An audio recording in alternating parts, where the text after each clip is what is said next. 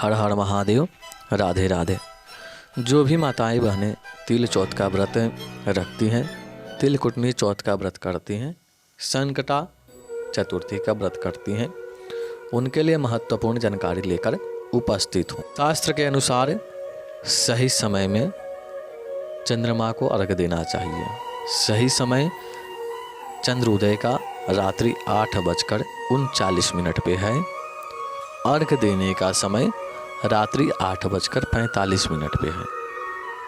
अर्घ देने का तरीका, 1 लोटा जल रख ले, उसमें अक्षत,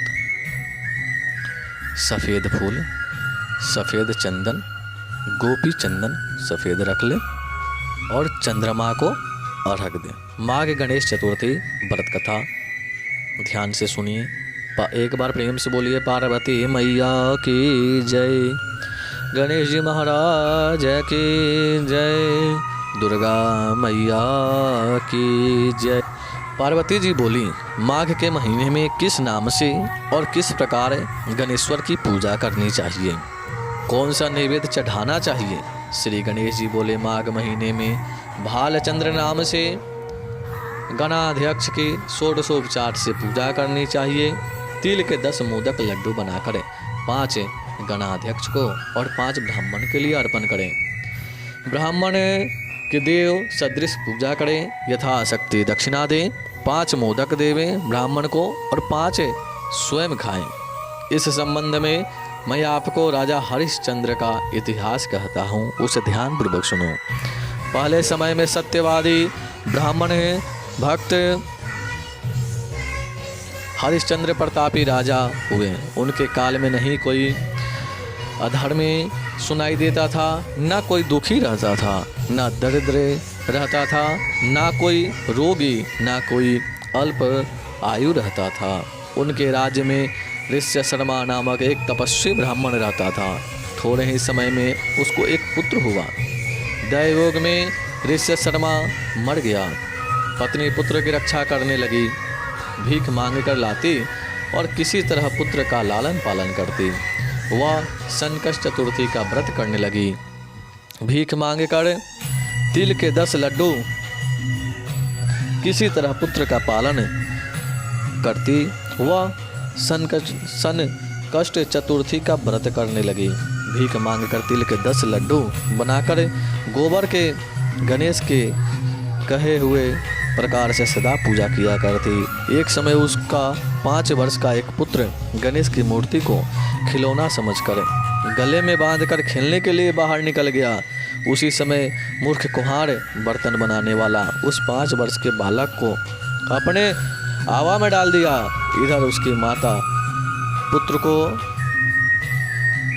न पाकर पागल सी हो गई और गणाध्यक्ष का पूजन कर विलाप करने लगी। हे गणेश, हे महाकाय, हे जटा समूह, हे शोभायमान, पुत्र दुख से पीड़ित मेरी रक्षा करो। हे अनाथों के नाथ, भक्तों को अभिष्ट वर देने वाले, पुत्र दुख से पीड़ित मेरी रक्षा करो। इस प्रकार आधी रात तक उस बिचारी ने विलाप किया।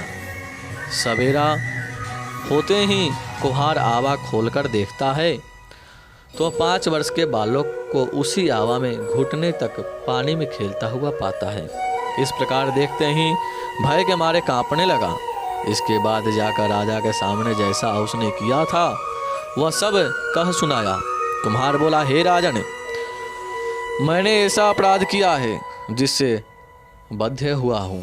हे राजन, राजकन्या के विवाह के लिए मुझे कुछ मिट्टी के बर्तन शीघ्र बनाकर देने थे, पर कोई उपाय नहीं समझ में आया आग लगाने के लिए। तब मैंने जादू टोना जानने वाले किसी एक गुनी से जाकर पूछा तो उसने चोरी से बालक के बलि देने के लिए कहा।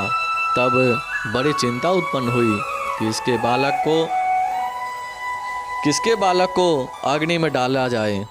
जिसके बालक को अग्नि में डालूंगा वह तो तुरंत ही मुझे काट डालेगा।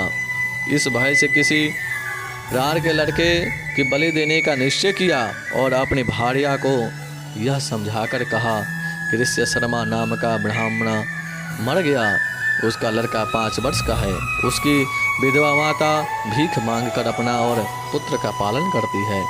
यदि उसके पुत्र का बलिदान किया जाए तो वह गरीब दुखिया कुछ न कर सकेगी और मेरे सब बर्तन पक जाएंगे। फिर मैंने उस बालक को खेलते हुए पकड़कर आवा में डाल दिया और सुखपूर्वक रात को सोया। सवेरा होते ही आवा के बर्तन पके या नहीं सोचकर आवा खोलकर देखता हूँ तो जिस अवस्था में बालों को वहाँ डाला था उसी अवस्था में उसको वहाँ निर्भय देखकर मैं भयभीत हुआ और यहाँ आया हूँ। इस प्रकार उसके वचन को सुनकर राजा चकित हुआ और स्वयं आवा के पास आकर खेलते हुए लड़के को देखकर अपने अमात्य से कहा कि यह कैसी बात है और यह बालक किसका है, इसका निश्चय करो। इस आवा के भीतर घुटने तक कमल से सुशोभित जल और वैदुर्यमणि के समान दुर्वा कैसे प्राप्त हुए। इस दरिद्र बालक को न धा है, न क्षुधा है, न पिपासा है, घर की तरह निर्भय होकर यहाँ खेल रहा है। राजा के इतना कहने पर रोती कलपती वह ब्राह्मणी भी वहाँ आ पहुँची और अपने बालक को देखकर उसे उठाकर छाती से लगाया, चुम्बन किया और रोती कलपती हुई राजा के आगे बैठ गई। राजा हरिश्चंद्र बोले, ब्राह्मणी, अग्नि ने इस बालक को क्यों नहीं जलाया? क्या तू कोई टोटका जानती है अथवा कोई उग्र तप किया है? ब्राह्मणी बोली, हे राजन, न मैं चेटक जानती हूँ, न धर्म जानती हूँ, न मैंने कोई तप किया, न योग, न कोई दान किया, न कोई विधान किया, न बलिदान किया। हे राजेंद्र, मैंने केवल संकष्ट नाशक गणेश का एकमात्र उत्तम व्रत किया जिसके प्रभाव से मेरा बालक कुशल से है। इस प्रकार उसका वचन सुन राजा ने फिर कहा कि यह व्रत मुझे सम्मत है, मेरी सारी प्रजा इस व्रत को करे। हे भारत, इस प्रकार राजा ने उसकी परिक्रमा कर कहा कि हे ब्राह्मणी, तू धन्य है कि मेरी संपूर्ण प्रजा को गणाध्यक्ष की पूजा का प्रारंभ कराया। इस तरह व्रतराज के प्रभाव से ब्राह्मणी को उसका पुत्र प्राप्त हुआ। श्री कृष्ण जी बोले, हे युधिष्ठिर, इसलिए व्रतों में उत्तम इस व्रत के प्रभाव से आपका अभिष्ट सिद्ध होगा। हे राजन, जो कोई समस्त सिद्धि को देने वाले इस व्रत को करता है उसका गया हुआ राज्य, मित्र, पुत्र तथा पौत्र आदि समस्त सुख पुनः प्राप्त होती है। इतिश्री स्कंद पुराणोक्त माघ संकष्ट गणेश चतुर्थी व्रत कथा समाप्त। एक बार प्रेम से बोलिए गणेश जी महाराज की जय, मैया पार्वती की।